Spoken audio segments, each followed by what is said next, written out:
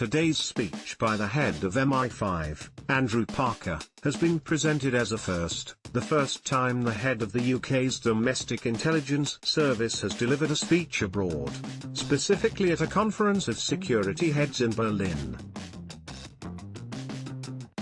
But this is the only respect in which it is a first. It might as accurately be described as the latest in a series of public utterances by UK intelligence chiefs and top brass, which began last autumn and continued with the head of GCHQ addressing a cybersecurity conference in Manchester last month. In part, this reflects a deliberate decision by the intelligence services and the government that they should be more open about what they do, with a view to gaining greater public understanding, and expanding recruitment at a time when they face competition for tech-savvy graduates from richer and less restrictive employers. But this season of intelligence and military speeches has also facilitated the communication of an apparently coordinated message. As a country, the UK now sees Russia as its prime adversary. The poisoning of Sergei Skripal, the former Russian spy, and his daughter in Salisbury took the UK's official anti-Russia stance to new heights.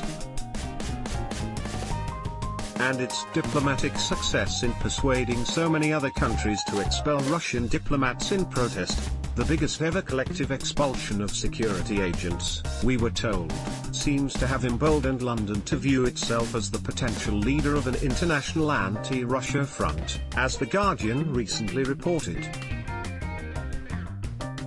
The invective produced by Parker today, and heavily sold to the media, was, in its way, extraordinary. In tone, it was quite different from the Cold War register, which was formal and, well, cold. This attack was populist, direct, and far outside the diplomatic register. Here is just a sample. The Kremlin was engaging in deliberate, targeted, malign activity intended to undermine our free, open and democratic societies. The West had to shine a light through the fog of lies, half-truths and obfuscation that pours out of their propaganda machine. Russia, he said caustically, had as one of its central and entirely admirable aims to build Russian greatness on the world stage.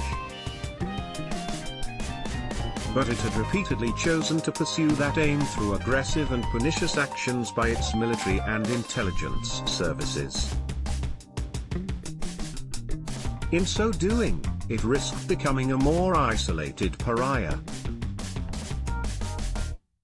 So long as the UK refuses consular access to Yulia Skripal, Russia can, with some justification, ask just who has a monopoly on a fog of lies.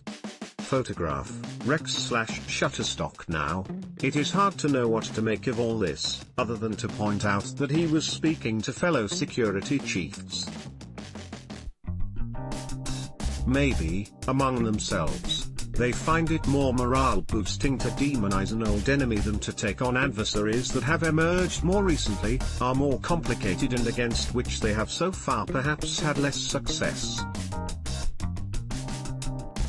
There is a sense too, for the UK at least, that relations with Russia have been so bad for so long that magnifying the supposed Russia threat is a cost-free enterprise in diplomatic terms. It might also be worth considering whether there are budgetary and Brexit angles. After the collapse of the Soviet Union, the US and the UK, in particular, scaled back their government-backed research on Russia and lost a great deal of expertise, which they are now trying to rebuild. That means they have to make a case for more taxpayers' money, and scare tactics are one way to do that.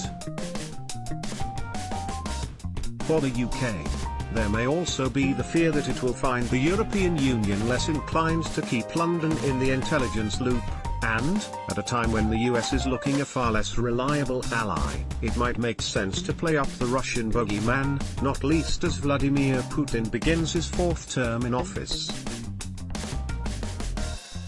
Nothing like starting as you intend to go on.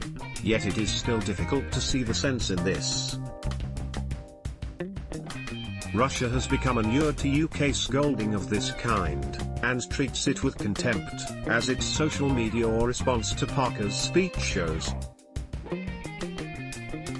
What is more, so long as the UK maintains its silence on the Skripal's fate and refuses consular access to Yulia Skripal, Russia can, with some justification, I would argue, ask just who has a monopoly on a fog of lies.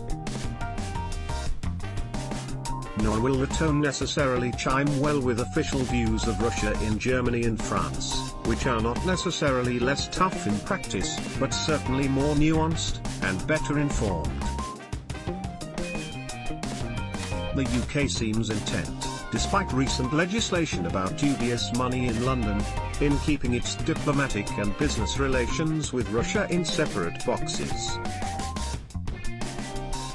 Germany, for one, does not have that luxury. The conclusion is to be that Russia is considered a safe, useful, and almost eternal enemy by the UK's powers that be. The UK's rhetorical onslaught on Russia is even more puzzling when you examine the security service's own priorities. Is terrorism the biggest threat facing the UK? Visitors to the MI5 website are asked in a pop-up called Fact or Fiction. Click no, and this is the response. The biggest threat we currently face comes from international terrorist groups and individuals inspired by them.